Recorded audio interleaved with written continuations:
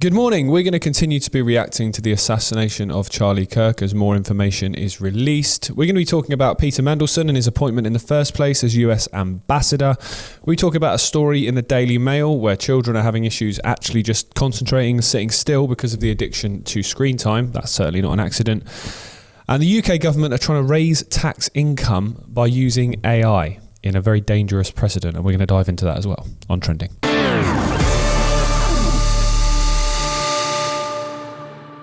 Right, good morning everybody and welcome to Friday's episode, the final one of the week, which nearly didn't happen because I nearly had a car accident on the way into work this morning, and I'm not going to lie, my heart rate's still going quite crazy as a result of it. Going around a corner at about 50 miles an hour, my car spun out, and thank God, or thank someone, that nobody was next to me in the next lane and nobody was behind me. So when I spun out of control, I managed to recover it and I'm here now. But it could have been very different. So if I'm a bit jittery, that's probably why. Right, so the FBI have now released video footage of the alleged shooter and their escape route from the university here in Utah. If you look up to the top left, you'll see the building where the shooter was proned out in the top left corner. So here you see the suspect ran behind that upper building. He's going to come out on the right, moves to this far right corner. As he does, he's going to climb off the edge and then drop down to the ground. As he did that, he left some palm impressions. There's some smudges, some places we're looking to collect DNA. There's a shoe imprint where we believe the suspect is clearly identified as wearing Converse tennis shoes. It's important to note his black T-shirt, his black pants, and there appears to be some white on the soles of those Converse tennis shoes. Those are all identifiable items that we're looking for. After he crosses the street, this is where he moves over into the wooded area. This is video evidence that we utilize to track his movements and to locate that firearm in that wooded area following the discovery of this evidence. They also say they found a weapon in the woods, and quite predictably, they say it had trans and anti-fascist rhetoric on the casings and on the weapon itself. Now, most people that have looked at this will say that this does not look like the work of a lone wolf who maybe had a gripe with Charlie Kirk because of some of the things that he said. This looks like the job of a professional, and there's many aspects to that. Gareth's analysis yesterday I thought was absolutely brilliant on this, so I won't cover it too much again because he did it so well. You don't hit that shot with one single shot, bearing in mind the Trump attempted assassination was multiple shots and still didn't hit him. You hit with one single shot, a fatal single shot, and then you escape pretty much undetected because there's a few images and videos, yes, but they're not close-ups, they're not facial shots, and this person is long gone. No one knows where they are. And we're now a couple of days later into a massive manhunt, which in a national story in America, and there's still really no further or closer to catching him because this footage that they've now released with the $100,000 reward, the FBI would have had access to this footage for probably a good 24 to 36 hours now, and they've still not got any progress in terms of catching this person. So, why is that and what happens next? Now, when I first saw this on Wednesday night, first saw the shooting, I thought there's lots of angles potentially on this.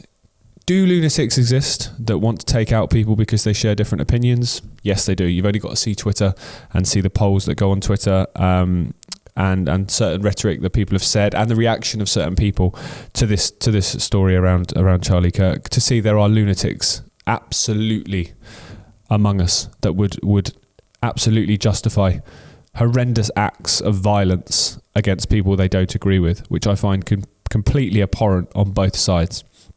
Because whatever you think of Charlie Kirk's opinions, whatever you think of his words, the guy wasn't a convicted murderer, the guy wasn't a child abuser, the guy wasn't any of those things that are absolutely abhorrent and horrific, and that through history capital punishment has been used and still is in some states in America against those people. He was none of those things. He was somebody that held some opinions that you may have disagreed with, and you can apply that to anyone. I will hold opinions that people will disagree with. The guy walking down the street will hold opinions that you may disagree with. Do you want them dead? Do you want their children and their wife to have no father?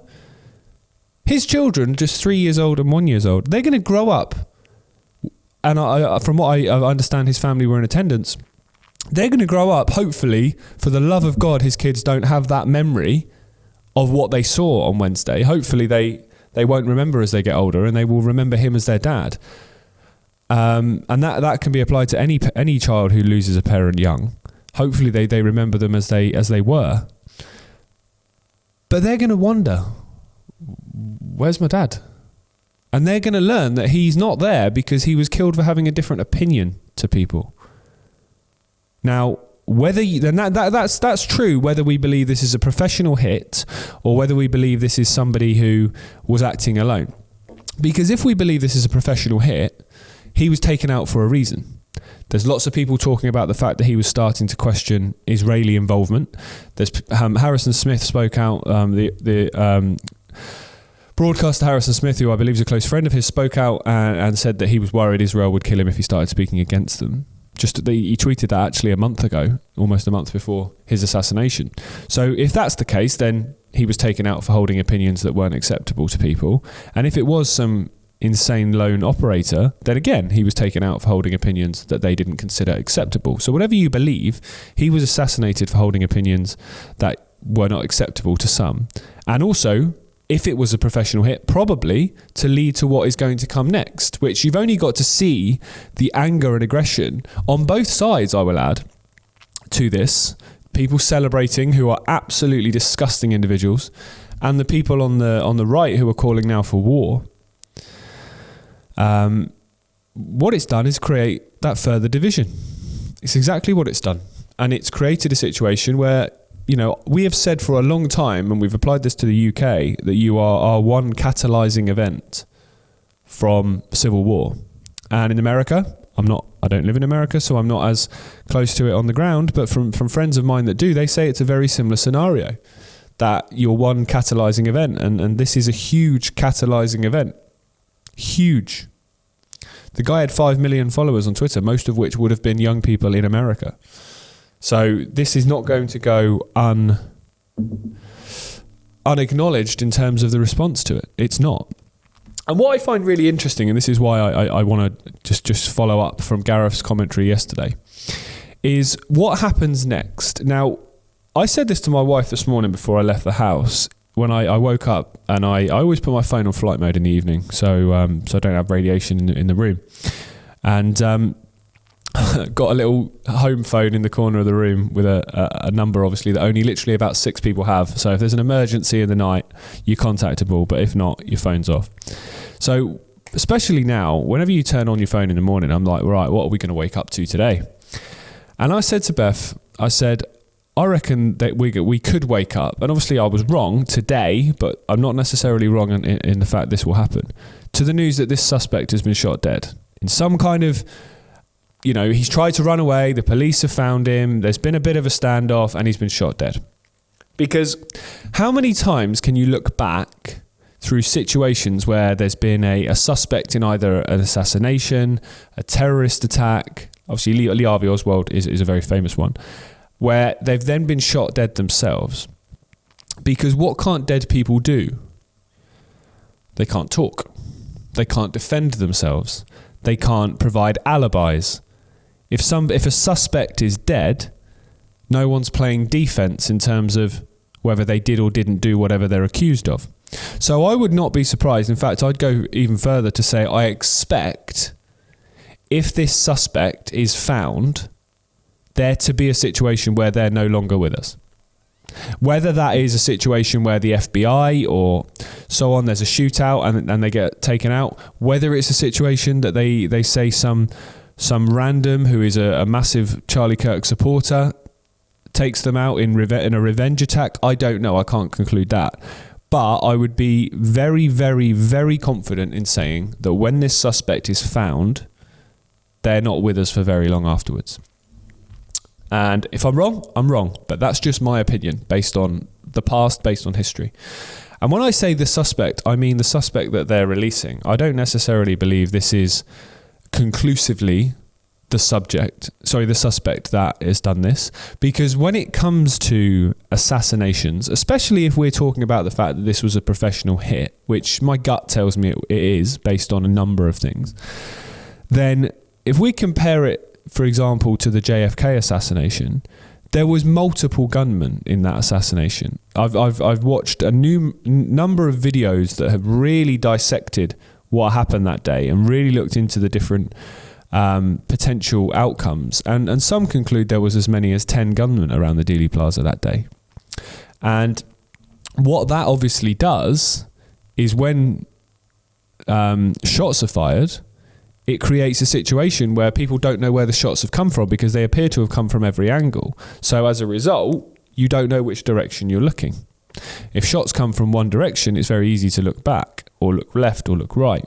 I'm not saying that's what's happened because I don't know if that's what's happened. When you listen to the audio, it doesn't sound like there was multiple shots. But could there be multiple decoys? Potentially. 100%. 100%. You know, Gareth made a very good point yesterday about the old guy that was arrested, the young man in the crowd that had a water pistol. You know, all of those things created distractions which allow this person to get away. So I don't know exactly what is going to come out, but I don't believe that personally this was the actions of a crazy lone person who didn't like Charlie Kirk's opinions. I don't believe that. I believe this was a professional assassination. The case is by who and who stands to benefit. Well, you can say the deep state as its overall, because they want to create a civil war in America. This is going to go a long way towards doing that. Was it, you know, he started speaking out against Israel, so was this a Mossad hit? I don't know. There's potentially involvement on both sides. My questions would be, these people now that are acting with such compassion, if you like, towards this attack, and talking about how great Charlie Kirk was, your likes of JD Vance, your likes of Donald Trump, your likes of the FBI director, did they know this was going to happen? That would be my question. Because if this was a professional hit, it was sanctioned by somebody. Did they know this was going to happen? And if they did, everything they're saying now is completely a fabrication. Now, there's another angle on this, right? Which is that this is an assassination attempt gone wrong. And that sounds crazy, but let me just explain. Charlie wears obviously a soft bulletproof vest, we're told. And when you see some of the slow motion footage of the shooting, which is very, very, very difficult to watch, I understand. But when it's been slowed down, you see what looks like bullet hit his vest and then fragment. Some hit his hand, because there's been comments made about the fact his ring came off. And obviously some goes to his neck, which is what causes the fatal shot. Now, a professional hitman would have known that he was wearing a vest, and a professional hitman would have been accurate enough to have hit the vest, which is potentially what happened. So was this more of a assassination attempt that was where he wasn't actually meant to die? He was meant to survive it, and it was meant to lead to, mass civil unrest about the fact that he was attempted to be killed. But the bullet fragmented. Did that happen when it hit the vest? That's a possibility. I've seen a few people tweeting and slowing down video footage that suggests that that's a potential eventuality. I don't know. I think we're still at the point now where there's so much information that we don't know.